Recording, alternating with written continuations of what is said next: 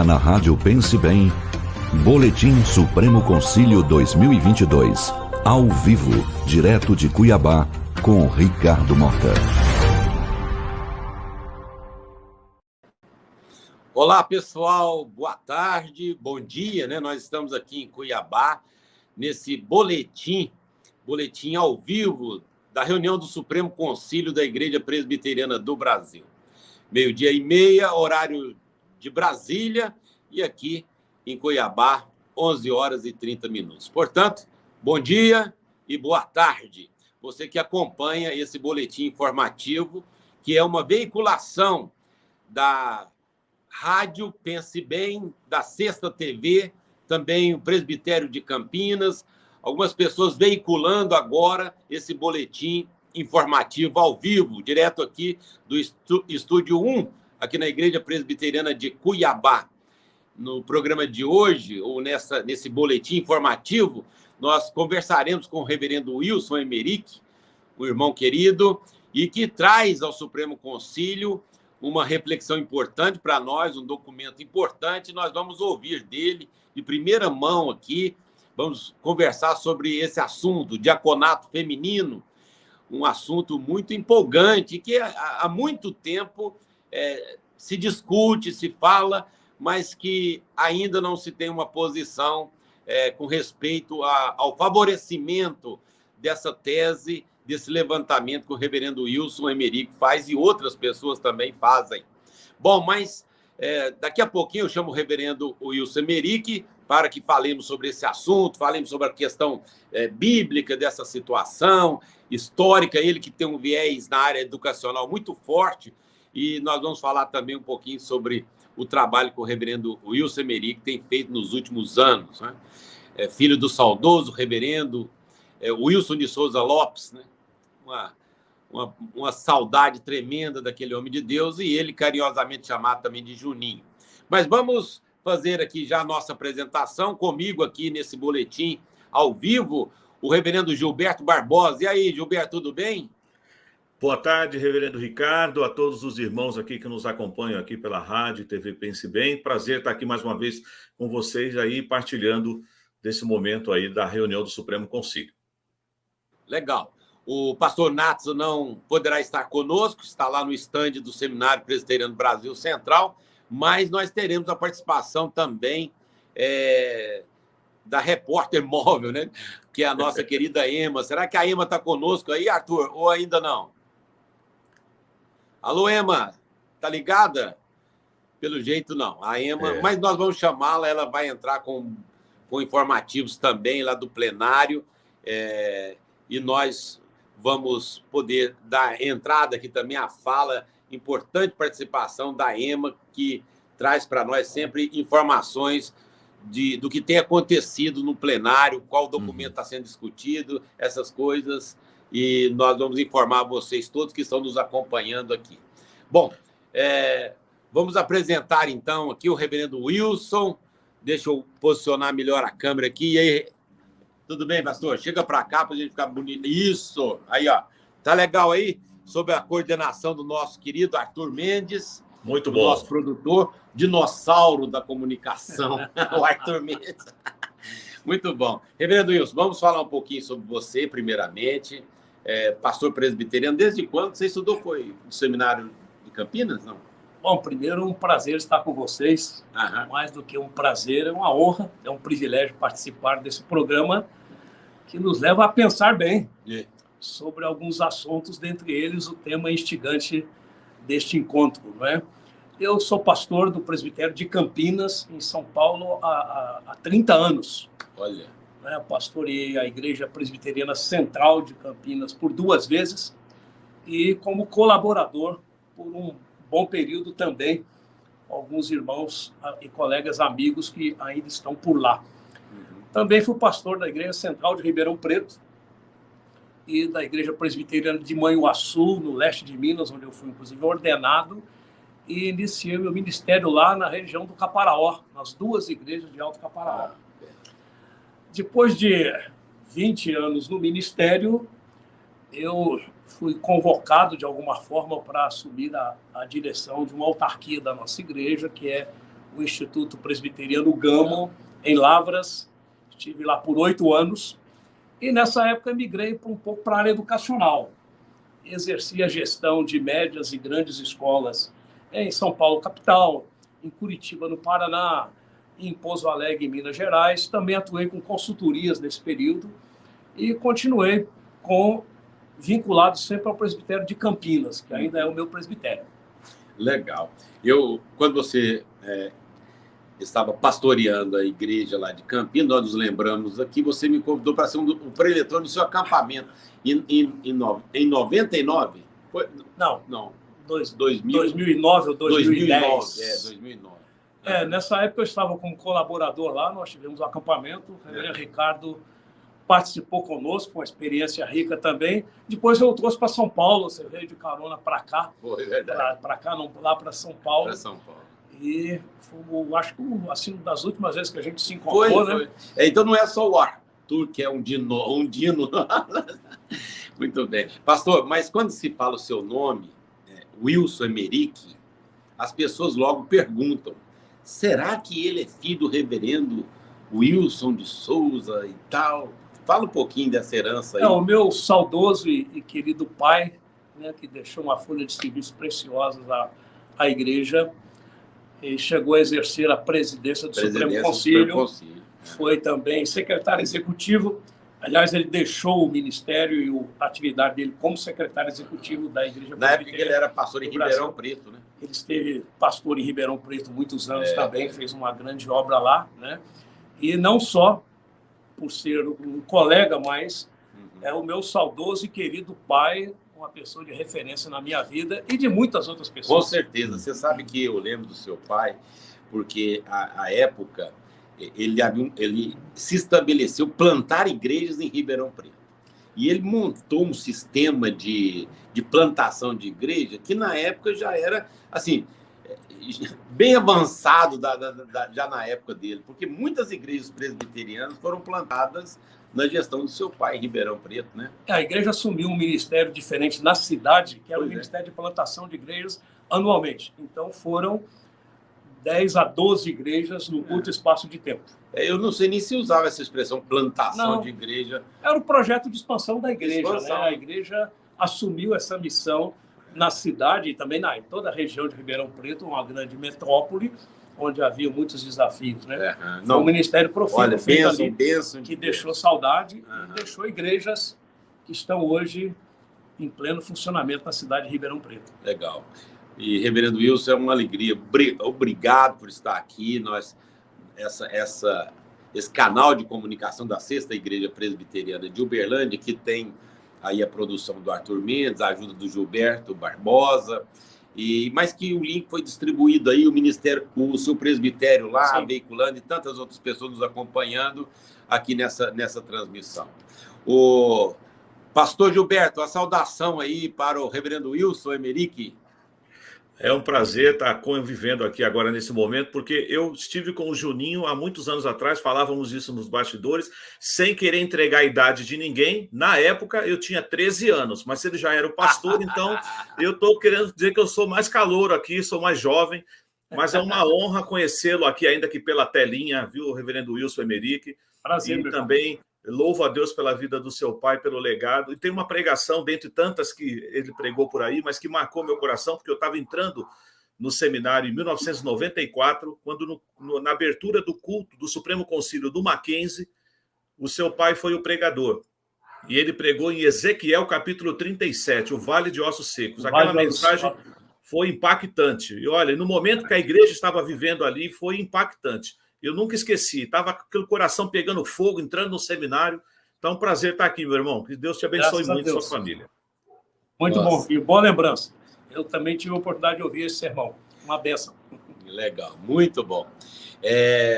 Nós temos uma pergunta, pastor César, pastor Wilson Emerick, nós temos uma pergunta de irmão ligado lá no presbitério de Campinas. E nós vamos passar aí para a gente começar essa conversa sobre esse documento que será contemplado aqui na reunião do nosso Supremo Concílio e que tem você como um autor desse documento. Solta a pergunta aí para nós, Arthur. Irmãos, que a graça e a paz de Jesus esteja com todos vocês, que Deus abençoe o querido irmão Reverendo Emerick, que Deus abençoe a nossa denominação aí na reunião do Supremo Concílio. Quero fazer uma pergunta para o Reverendo Emerick a respeito da questão do diaconato feminino.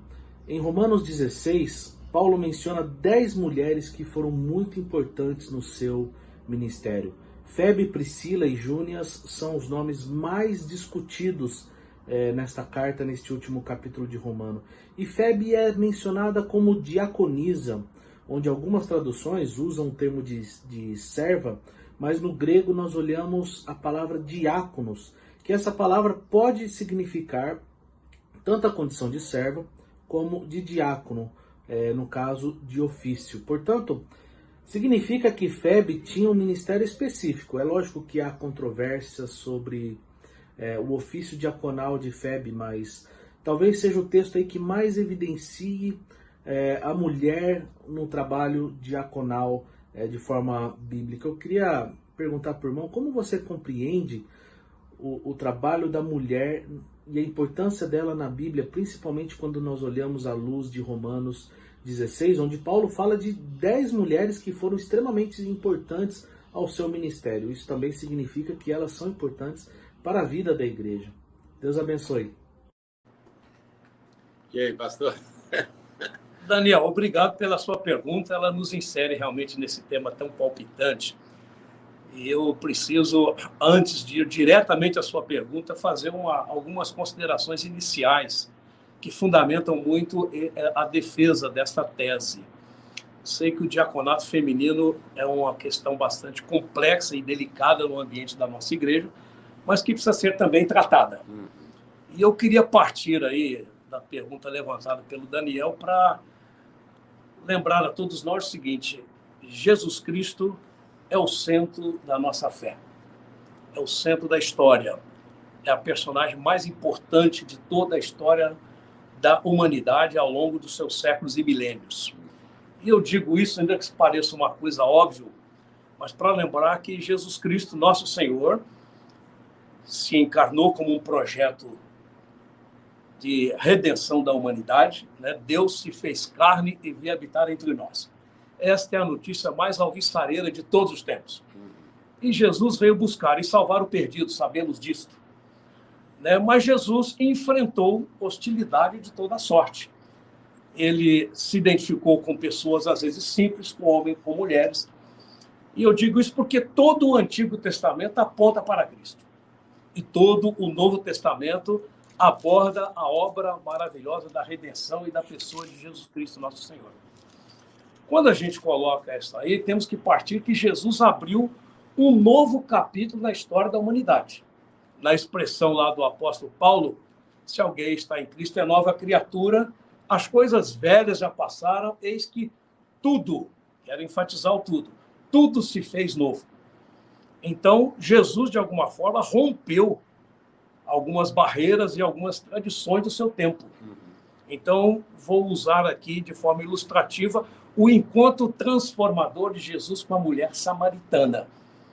Porque Jesus se encontrou, teve um diálogo com aquela mulher, está no Evangelho de João, em que ele rompeu, primeiro, uma barreira política, porque, afinal de contas, judeus não se davam com os samaritanos, e Jesus conversa com a samaritana, estando naquela terra. A geografia política foi rompida por Jesus, que era judeu.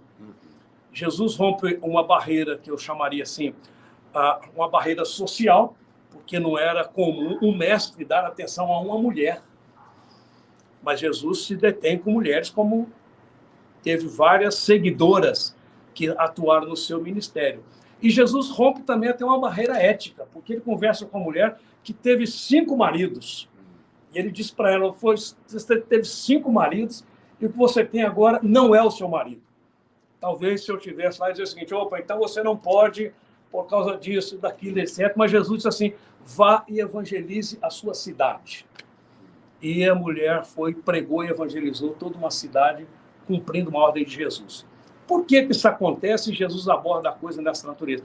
Porque em Cristo tudo se faz novo e tradições e hábitos e práticas do Antigo Testamento agora se incorporam numa nova forma de ser e de perceber a vida.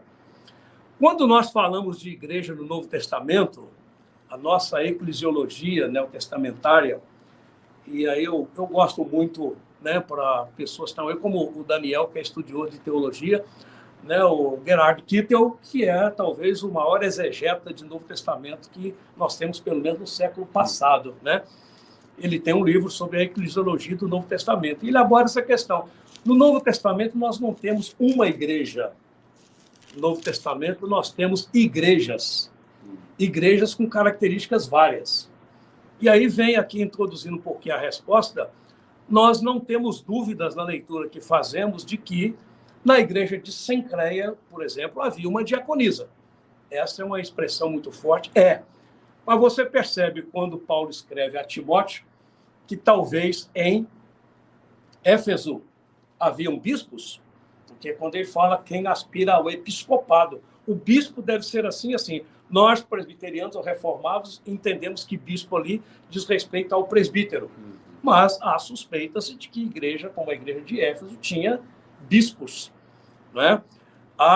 Você tem no Novo Testamento igrejas que tinham apóstolos, você tinha igrejas que tinham até profetisas, e você tem igrejas que tinham diaconisas. Então, a estrutura governamental da igreja do Novo Testamento, ela tem várias faces. Porque, imagine bem, hoje nós temos toda a leitura e a hermenêutica da Bíblia Sagrada, porque temos toda a Bíblia conosco. Mas imagina aquela época, no frescor das primeiras horas, as igrejas nascentes precisando se organizar, se estruturar, não tinham o detalhamento, e quem orientava a igreja não era, como nós temos hoje, uma palavra impressa, escrita, fácil de consultar. Então, igrejas se organizaram em mais de um formato, vamos dizer assim. Então, mesmo que eu seja adepto da nossa doutrina de presbíteros e diáconos, e acho que essa estrutura governamental corresponde àquilo que eu creio, né? Sou herdeiro da reforma, nós somos, e João Calvino sistematizou o nosso sistema inteiro, mas eu preciso entender que no Novo Testamento existem igrejas e igrejas. Então, igrejas tinham apóstolos, tinham bispos, ou tinham presbíteros, tinham diaconisas, evangelistas. Paulo, inclusive, fala que Deus chamou alguns para serem evangelistas. A igreja presbiteriana, principalmente na década de 50, ela tinha evangelistas contratados pela igreja que faziam esse trabalho. Até, infelizmente, não temos mais. Adotamos missionários, porque a igreja também tinha missionários. Então, acho que a sua leitura, Daniel, eu compartilho dela, entendendo que Romanos, capítulo 16, primeiro versículo, você tem ali Febe, uma diaconisa da igreja de Cencreia, que foi, portanto, encaminhada por Paulo para servir a igreja de Roma. E nessa listagem temos ali outras missionárias e discípulas seguidoras de Jesus que desenvolveram diferentes ministérios na igreja. O assunto é bom. Bom. Pastor Gilberto, uma pergunta aí para o reverendo Wilson. À luz, então, meu irmão, dessa tese que você está sendo proponente aí na nossa reunião, inclusive tem uma outra matéria, talvez não dê tempo hoje nem de tratá-la, que é a questão da reconsideração de uma decisão do Supremo lá de 2018, né, da questão da participação das mulheres nos cultos. Mas eu leio lá na primeira carta de Paulo a Timóteo, quando ele está falando exatamente das qualificações para os presbíteros e diáconos, quando chega no verso 11, ele entra com um versículo, quanto às mulheres, né? Aí aquele texto ali sempre me deixou, algumas pessoas falam, essas mulheres seriam as esposas dos oficiais, dos presbíteros e diáconos. Como que o irmão entende esse verso? Verso 11, da mesma sorte, quanto a mulheres, é necessário que sejam elas respeitáveis, não maldizentes, temperantes e fiéis em tudo. Na sua opinião, esse verso 11 está fazendo ligação direta com o oficialato de mulheres, no caso diaconisas? Meu querido irmão e colega, a questão da nossa hermenêutica é a nossa grande dificuldade, né? Me lembro muito que o reverendo Júlio Andrade Ferreira, saudoso professor do Seminário de Campinas e também historiador da igreja, ele chegava a dizer que a Bíblia é a mãe das heresias, porque dependendo da forma como cada um interpreta e utiliza, ela cumpre diferentes finalidades, não é? Então, o problema da hermenêutica ela é bastante complexa. Quem estudou aí nos nossos seminários vai se lembrar do Luiz Berkoff, que fala dos princípios de interpretação bíblica. Então, eu diria, pode ser que tenhamos divergências na interpretação, porque a Bíblia nos une e, às vezes, a interpretação nos separa, infelizmente. Mas entendo que, quando Paulo está dando orientações à igreja de Éfeso por meio do seu pastor, o jovem pastor Timóteo, por isso a carta é endereçada a Timóteo, para que ele oriente o processo de eleição, de escolha de presbíteros lá e diáconos na igreja, ainda que, volto a dizer, lá a expressão é bispo, né? A minha interpretação é que, de fato, Paulo está falando de mulheres que vão exercer o oficialato também. Por que isso? Em primeiro lugar, quando Paulo fala dos bispos, não fala das suas esposas. Então, pensar que ele se referia às esposas dos diáconos, eu pergunto, por que Paulo não fez referência às esposas dos presbíteros? De fato. Então, entendo eu que havia uma abertura naquela igreja para que se elegesse também mulheres. Você disse há pouco aí da questão de outra proposta que existe quanto à mulher pregar na igreja. Eu sou defensor da queda, inclusive, daquela proposta da resolução votada em 2018, que criou limitações para a mulher pregar na igreja. Porque nós temos aí 160 anos ou mais de igreja presbiteriana, isso nunca foi problema para nós. As mulheres sempre participaram efetivamente da igreja e as mulheres sempre pregaram, porque a pregação é algo dado a todas as pessoas. Então, não consigo aceitar esse princípio também por uma questão, para mim, na minha forma de ler, né? Respeito às leituras diferentes, mas as mulheres sempre pregaram porque a missão de pregar é de todo mundo.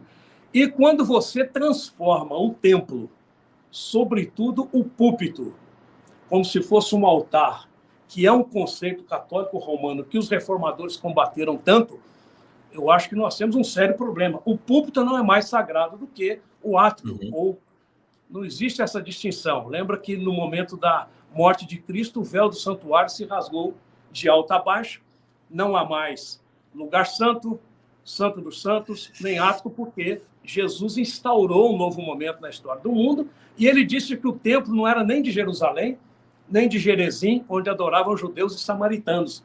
Jesus Cristo falou que a adoração está no coração do homem. Então, acho que dizer para a mulher que ela pode pregar no culto infantil, ela pode pregar na reunião da SAF, ela pode pregar numa reunião departamental, mas não pode subir ao púlpito, é trazer de volta a velha aliança sacerdotal.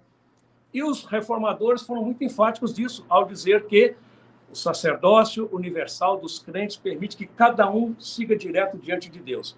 Então, dentro dessa perspectiva, acho que realmente não pode haver mais homem e mulher, não há mais judeu nem grego, não há mais livre nem escravo, porque Jesus instaurou um novo momento. Alguém sempre me interpela, Emery, que esse texto de Paulo não fala sobre ordenação. Realmente não fala.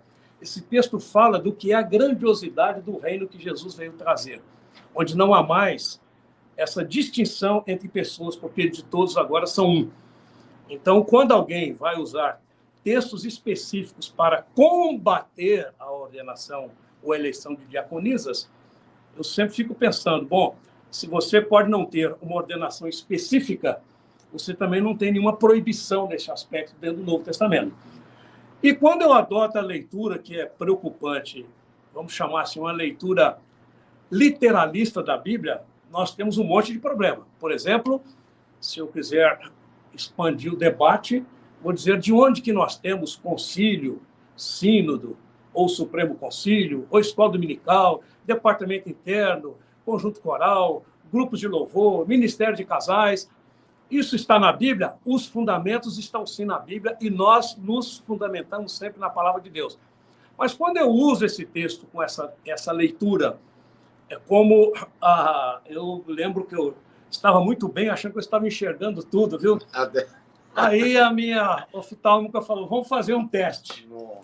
E ela viu que eu estava enxergando tudo errado. Me deu esses óculos aqui que são fantásticos. Você tem a mesma bênção aí. Né? Deixa eu interromper um pouquinho aqui. Por que eu estou dizendo isso? Porque quando eu tiro ou coloco os óculos de uma outra leitura do Evangelho e do Novo Testamento, eu passo a entender melhor algumas coisas do que é o novo momento que Cristo instaurou na história. esse novo momento, ele não tem barreiras para homem e para mulher. Ambos são iguais, porque Deus não faz acepção de pessoas. Boa. Ema, como é que estão as coisas aí, Ema? Boa tarde já para algumas regiões aí que estão nos assistindo, que estão nos ouvindo. Bom dia ainda aqui para Cuiabá. Nós estamos hoje ouvindo os relatórios dos principais órgãos missionários da nossa igreja, e eles foram aprovados com louvor. Nós ouvimos o relatório da Missão Kaiowá, ouvimos o relatório também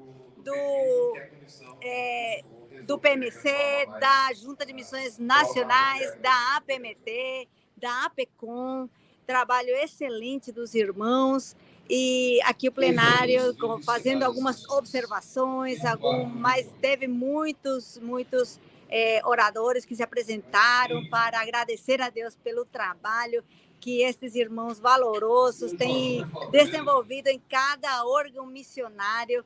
Inclusive, também ouvimos o relatório do Comitê Gestor, que é o órgão que reúne esses órgãos de evangelização e missões da IPB.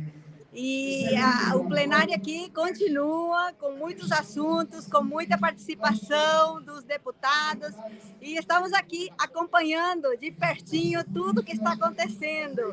E louvamos a Deus também pelo trabalho da expansão da igreja no Brasil, no exterior, e todos aqueles que estão cooperando, dedicando de maneira voluntária, como missionário. Foi também destaque a equipe que trabalha no escritório, os funcionários da IPB. Então, é um trabalho assim, fantástico, que a nossa igreja está avançando para a glória de Deus.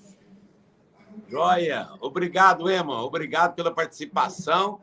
E hora que entrar os documentos aí do Sino de Campinas, aí, esses assuntos do reverendo Wilson Emerick, aí você vai ver, filha. Vai ser uma beleza. Já foi. O que já foi? Já passou. O documento do relator foi aprovado. O relator fez uma boa leitura do trabalho que tanto a APMT como a Junta de Missões Nacionais estão realizando. Então, é para acompanhar o trabalho dos irmãos que em cada autarquia da igreja. Quem tiver alguma dúvida, seria bom, né, se aproximar e conversar com os responsáveis, com o presidente, o secretário executivo, o executivo da autarquia, para esclarecer algumas dúvidas que provavelmente já foram tratados e já tem resolução a respeito dessas dúvidas. Tá certo, Ema. Obrigado. Obrigada, até mais. Ainda bem que a Ema não entendeu bem. Tá certo. No outro time. Ainda bem que ela não entendeu bem, porque o assunto vai ser bem polêmico, né? Nós temos algumas perguntas, né? Antes de nós encerrarmos aqui. O pastor Wilson está bem fundamentado, né? O Gilberto nas convicções dele. É um assunto importantíssimo, ainda mais nos dias que nós vivemos, a influência dessas irmãs que sempre tiveram, desde o Ministério de Jesus, entender a Bíblia e também fazer com que a instituição religiosa converse sem conflitos com a própria Bíblia, né? Então, o assunto ele é muito interessante. Nós temos perguntas, Arthur? Temos uma pergunta aí? Olha, deixa eu ver essa pergunta aí. Consegue ver a pergunta? Arthur, se quiser falar... ele está falando aqui, reverendos, que é o Wagner Mesquita, né? Visão de não proibição é luterana, não reformada, caro reverendo Emerick. Aí, ó. Ele está fazendo uma afirmação, na verdade não é uma pergunta, né? Uma coisa que nós precisamos lembrar, e às vezes temos a dificuldade de entender a história, principalmente dos primeiros dias da igreja, porque você imagina bem, nós temos hoje todo um corpo de doutrina muito bem elaborado, nós temos uma igreja que tem uma estrutura muito bem desenhada e que tem bom funcionamento, mas pensamos nas comunidades dos primeiros dias. Você imagina a igreja, quando ela começou a crescer, então, em dado momento, 3.000 novos membros. Em outro momento, 5.000 novos membros. E Dr. Lucas, o nosso médico, fazendo o registro da história, fala que a palavra crescia e se multiplicava. Parou de fazer conta de adição para fazer conta de multiplicação. E a igreja se espalhou por todo lado, que ela recebeu a orientação de ser testemunho de Jesus, tanto da Judéia, Samaria, Galiléia, até os confins da terra. A igreja precisou trabalhar essa questão com o seu crescimento. Uma das questões que a igreja fez foi definir o cânon.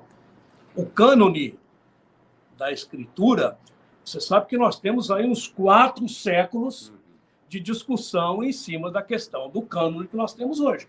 Significa dizer que aqueles irmãos dos primeiros anos ou séculos não tinham uma orientação segura. Quem eles ouviam? Ouviam os apóstolos. Os apóstolos faleceram. Vieram os discípulos dos apóstolos.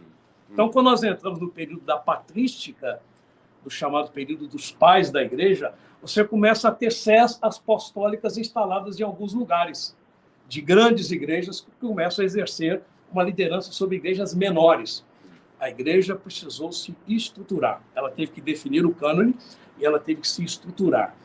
Então, nesse período, você vai perceber que a igreja precisou encontrar o seu melhor formato, que nós temos 2.000 e tantos anos de história cristã. Quando a reforma veio, então você sabe que outros irmãos herdeiros da reforma adotaram outras formas de governo. Então você tem igrejas que preservaram o conceito de ter bispos, e tem colégio episcopal. Igrejas adotaram um regime congregacional. Igrejas adotaram um regime autocrático, que tem alguém que manda na igreja toda, a exemplo do que é a Igreja Católica Romana também. E nós somos distintos nesse período, porque João Calvino, que instalou a teocracia em Genebra, ele estruturou o sistema de governo de forma que haveriam presbíteros e diáconos, né? Então, nós somos presbiterianos em função disso. Mas uma pergunta que me inquieta muito, que eu tenho pesquisado. Eu estou querendo descobrir que outras igrejas presbiterianas e reformadas no mundo que não têm diaconisas. Então, seja na América do Norte, seja na Europa, até no Oriente, em que todas as mulheres pregam e todas têm diaconisas. Então, até peço, quando as pessoas localizarem igrejas que também não têm diaconisas, que até me informem, porque vai enriquecer minha pesquisa, porque o mundo reformado, de 70 milhões de presbiterianos reformados no mundo, adotam a eleição e ordenação de mulheres e aceitam também que as mulheres preguem, que é outro então, complicador. Esse argumento interessante. Aí eu te pergunto, nós somos uma só exceção. nós que somos certos? Nós somos uma exceção nesse Nós somos universo. os únicos certos do planeta? Ei, pastor Gilberto, agora, hein, rapaz? Quer dizer, nós aqui no Brasil somos uma exceção, só nós interpretamos corretamente. Como é que fica isso, hein, Gilberto? Não, tem hora que eu me sinto, sabe aquela parada de 7 de setembro? Na parada de 7 de setembro, a mãe chama o chefe daquele pelotão para dizer assim: o senhor precisa ensinar esse povo a marchar, porque só o meu filho que marcha certo, porque ele estava com o passo errado. Aí eu falo, será que nós aqui estamos com o passo errado? Gilberto, mas nós vamos fazer com isso aí. Rapaz, olha, é como usando o método socrático, eu acho que eu vou fazer outra pergunta para fugir da resposta. Mas olha só, mas até aproveitando aqui, olha só a Lauana Flor. Muito bom te ouvir, reverendo Emerick. Esse tema é muito importante para nós mulheres presbiterianas. Somos maioria nas igrejas, dizimistas, e merecemos respeito e dignidade. Gratidão. E Deus o abençoe. Então... Luana Flor. Olha, é uma flor que está perguntando, temos que colocar essas flores no jardim da igreja. Aliás, a maioria no Brasil todo, né? A mulher é a maioria, ela é dizimista também. E uma coisa muito importante, né? Você sabe que na Constituição, o Conselho da Igreja, ele pode designar mulheres para o diaconato. A Constituição dá margem a isso, para escolher mulheres piedosas. Muitas igrejas pelo Brasil adotam o sistema de auxiliar de diácono, mas que tem o mesmo staff da comunidade. Só não tem um ofício. O conselho, alguns conselhos consultam a igreja quem deveria ser indicado até para ser auxiliar diácono. Uma eleição. E vou mais. Nós temos igrejas presbiterianas no Brasil que elegem diaconisas. Então, e os presbitérios, não que eles estão cochilando, eles não viram problemas porque vem outra questão, Ricardo, que às vezes as pessoas esquecem. Fica parecendo que a gente está buscando coisa do mundo para a igreja, não é isso. Mas as necessidades do mundo de hoje exigem um pouco mais da presença da mulher. Quantas situações na igreja que geram constrangimentos para os diáconos.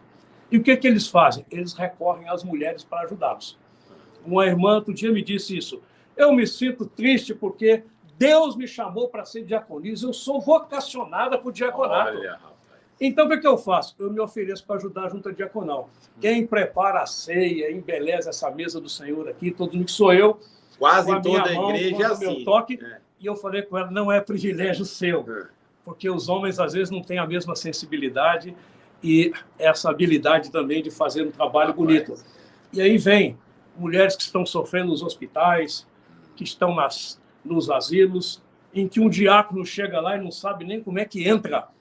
Então, não que a necessidade faz isso, mas vou dizer para você, quando eu falei da necessidade que a igreja teve de reestruturar-se e de se organizar para atender às suas demandas, nós temos demandas hoje que trazem uma necessidade da igreja se reoxigenar em algumas áreas e se revitalizar.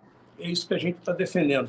Nada contra a nossa tradição protestante, muito pelo contrário, como reformados.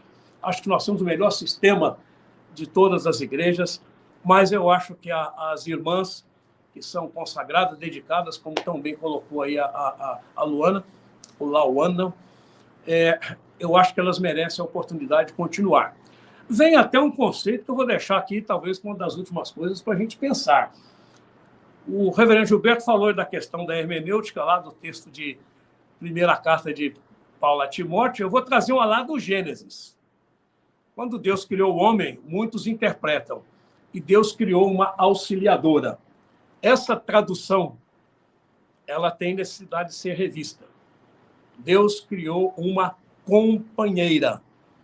A mulher não é mais pecadora porque pecou primeiro e ofereceu para Adão. Se ele fosse tão líder, dizer, olha, comigo não.